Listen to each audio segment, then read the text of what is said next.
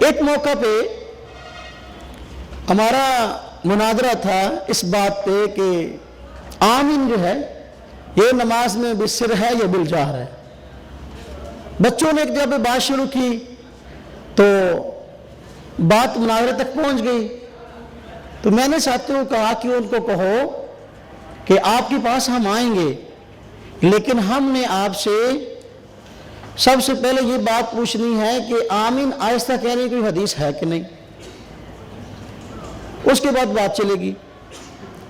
میں نے ان کو بتا دیا، میں نے کہا آپ نے جانا ہے، ہم نہیں جائیں گے وقتی طور پہ، ان کی مسجد ہے، لیکن آپ نے جانا ہے، جانے کے بعد ان سے پوچھنا کہ آمین آہستہ کہنے کی حدیث ہے، تو وہ یہی کہیں گے کہ آمین کہنے کی حدیث کوئی نہیں ہے۔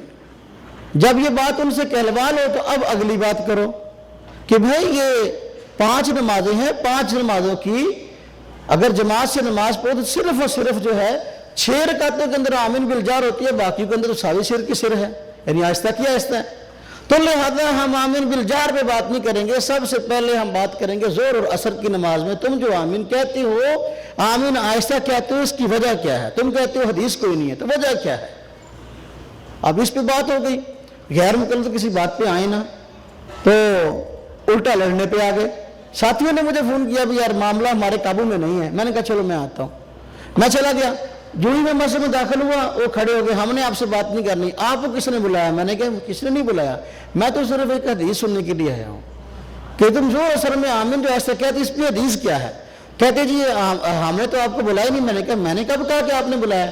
میں تو صرف ایک حدیث سننے کے لیے آیا ہوں، اہل حدیثوں کی مسجد میں حدیث سننا کوئی جرم کی بات تو نہیں؟ کہتے جی نہیں۔ میں نے کہا پھر سنا دو، آپ سنا دو، میں چلا جاؤں گا۔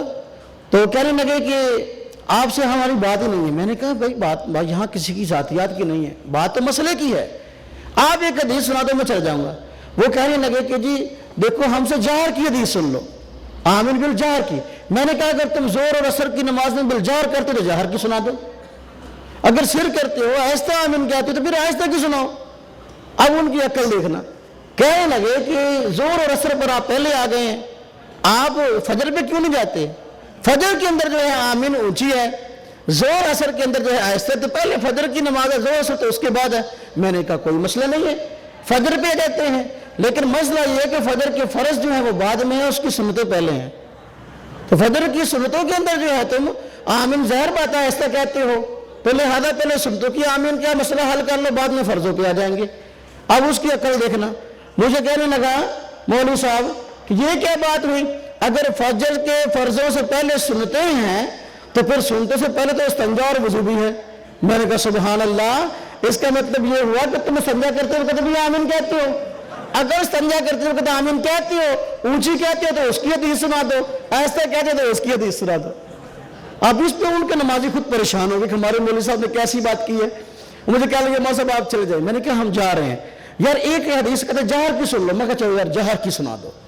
اب جہر کی حدیث میں نے کہا صحیح سنا نہیں ہے، کہتے جی ہم بخاری سنا دیں گے۔ میں نے کہا ٹھیک ہے، بخاری کھولی کہ حضرت نبی پاک صلی اللہ علیہ وسلم نے شاہ فرمایا کہ جب امام والظالم کہے تو تم بھی آمین کہو، کیونکہ فرشتے بھی آمین کہتے ہیں، جس کی آمین فرشتوں کی آمین کے مشابہ ہوگی اس کے سارے گناہ بخش دی جائیں گے۔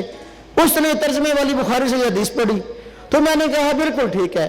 میں نے کہا اتنا مجمع بیٹھا ہے مسجد کے اندر، کوئی ایک آدمی مجھے بتاؤ کہ کبھی تم نے فرشتوں کی آمین سنی ہے؟ مجمع والے کہنے لگے کہ نہیں سنی۔ میں نے کہا جب تم نے سنی نہیں تو اس سے معلوم ہوا کہ فرشتے تو آمین آہستہ کہتے ہیں، لہذا آمین ایسا ثابت ہو گئی۔ اب چاہے تم فجر کی نماز ہو، چاہے زور اور عصر اور مغرب کی نماز ہو، چاہے سنتے ہو یا فرض ہو، تمہیں چاہیے کل سے اپنی آمین آہستہ کہا کرو، کیونکہ فرشتوں کی آمین جو ہے وہ آہستہ ہے، ان کے ساتھ مشابہ ضروری ہے، وگرنہ تمہارے گناہ نہیں بخشے جائیں گے۔ یہ کہا کہ ہم مسجد سے نکل گئے۔ تو بات میں عرض کر رہا ہوں، جب تک اپنے موقف کا علم نہیں ہوگا اس وقت تک آپ فریق کے مخالف کے ساتھ بات نہیں کر سکتے اور اس کو لاجواب نہیں کر سکتے۔